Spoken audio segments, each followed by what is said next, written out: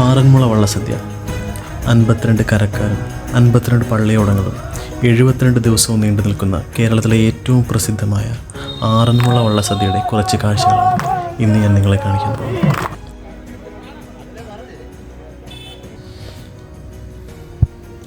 രാവിലെ ഒരു 6:30 വീട്ടിൽ നിന്നിറങ്ങി. എൻ്റെ വീട് വരുന്നത് പത്തനംതിട്ട ജില്ലയിലെ അടൂരാണ്. അടൂർ തുകയൂർന്ന് വരെ.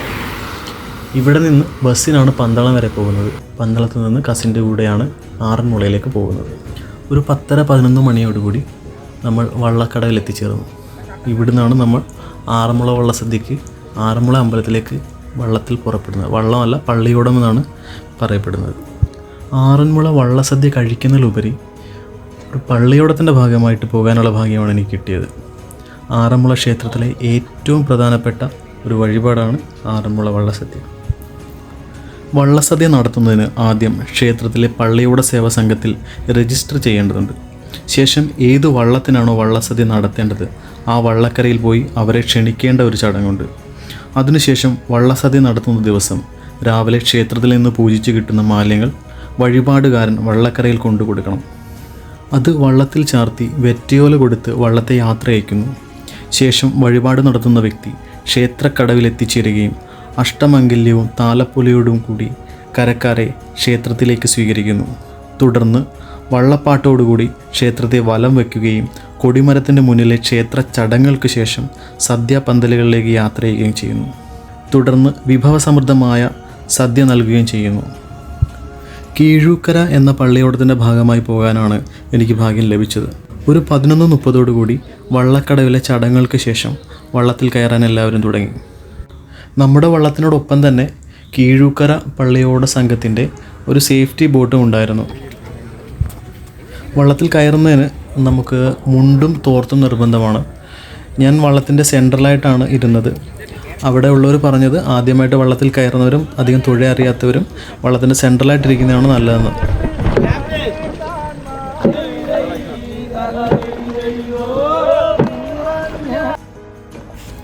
അങ്ങനെ വള്ളപ്പാട്ടിൻ്റെ താളത്തിനൊത്ത് പള്ളിയോടം ആറന്മുളയിലേക്ക് പുറപ്പെട്ടു. ആദ്യം ഒരു പേടി ഉണ്ടായിരുന്നെങ്കിലും കുറച്ച് കഴിഞ്ഞപ്പോൾ ഞാൻ ഓക്കെ ആയി. മറ്റുള്ളവരോടൊപ്പം തുഴയാൻ കഴിഞ്ഞു. വളരെ നല്ലൊരു എക്സ്പീരിയൻസ് ആയിരുന്നു. ഈ വള്ളത്തിൽ കയറുന്നത് ആദ്യമായിട്ടായതുകൊണ്ട് തന്നെ അതിൻ്റെ ഒരു വലിയ എക്സൈറ്റ്മെൻറ്റും എനിക്കുണ്ടായിരുന്നു.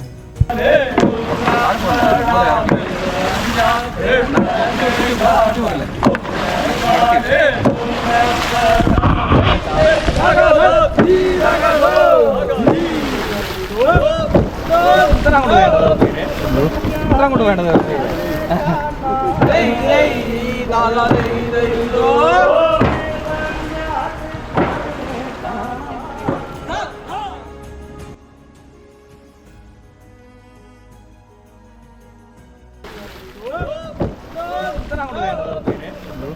അങ്ങോട്ട് വേണ്ടത്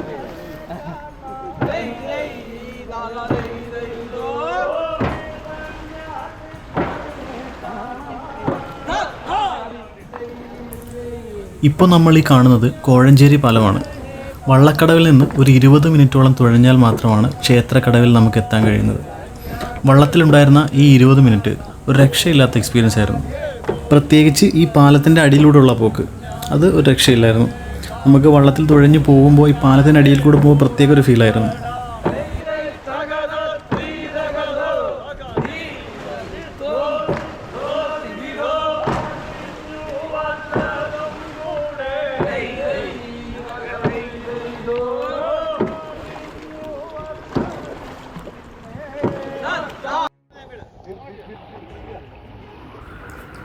അങ്ങനെ നമ്മൾ ആറന്മുള ക്ഷേത്രക്കടവിൽ എത്തിയിരിക്കുകയാണ്.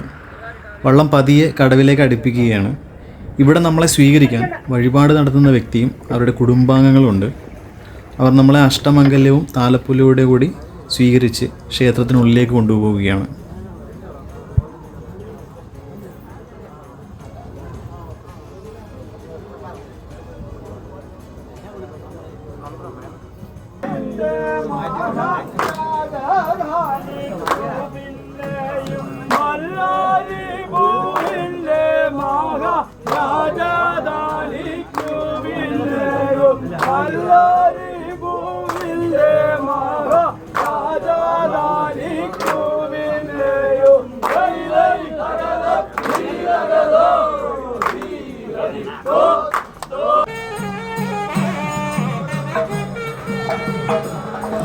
പഞ്ചപാണ്ഡവരിൽ ഒരാളായ അർജുനനാൽ പ്രതിഷ്ഠിതമായ വിഗ്രഹമാണ് ഇവിടെ ഉള്ളതെന്നാണ് ഐതിഹ്യം. ഭഗവാൻ പാർത്ഥസാരഥിയാണ് ഇവിടുത്തെ പ്രതിഷ്ഠ.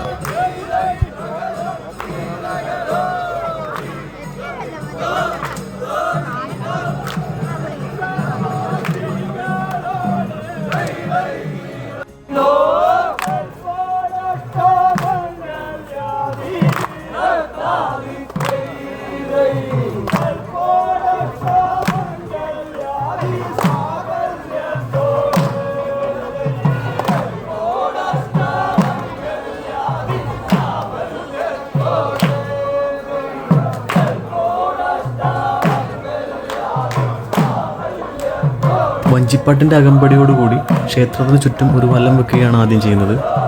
ഇതിനുശേഷം കൊടിമരത്തിൻ്റെ ചുവട്ടിൽ ഇതേ വഞ്ചിപ്പാട്ട് പാടി കുറച്ച് ചടങ്ങുകളുടെ ബാക്കിയുണ്ട്.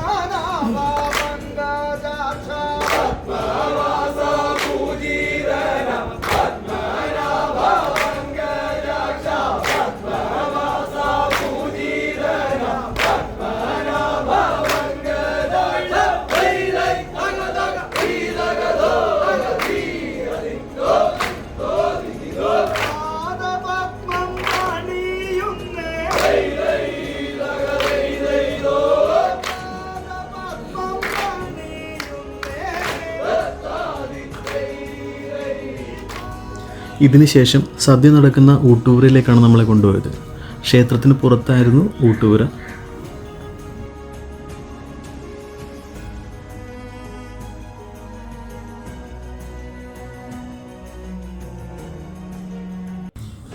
അങ്ങനെ വഞ്ചിപ്പാട്ടിൻ്റെ അകമ്പടിയോടുകൂടി ആറന്മുള വള്ളസദ്യ ഞാൻ ആദ്യമായി കഴിക്കാൻ പോവുകയാണ്. ഏതാണ്ട് 20ഓളം വിഭവങ്ങൾ പാടി ചോദിക്കുന്നതും ബാക്കി ഒരു 40ഓളം വിഭവങ്ങളും കൂടി ചേർന്ന് ഏകദേശം 64ഓളം വിഭവങ്ങൾ ചേർന്ന് വരുന്നൊരു വലിയ സദ്യയാണ് ആറന്മുള വള്ളസദ്യ.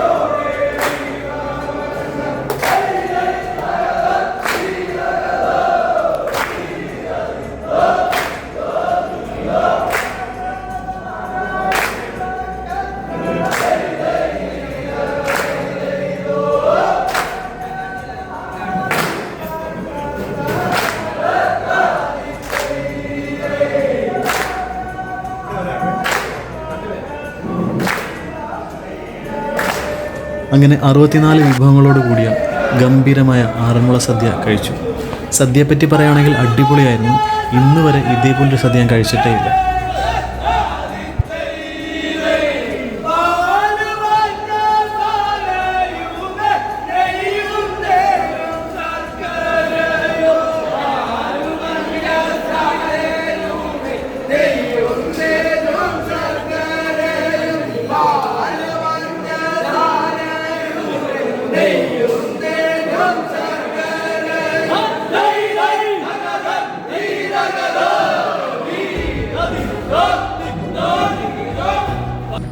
ഇനി ഇതേ ചടങ്ങുകളോടുകൂടി തന്നെ പള്ളിയോടത്ത് തിരിച്ച് യാത്രയായിരിക്കും.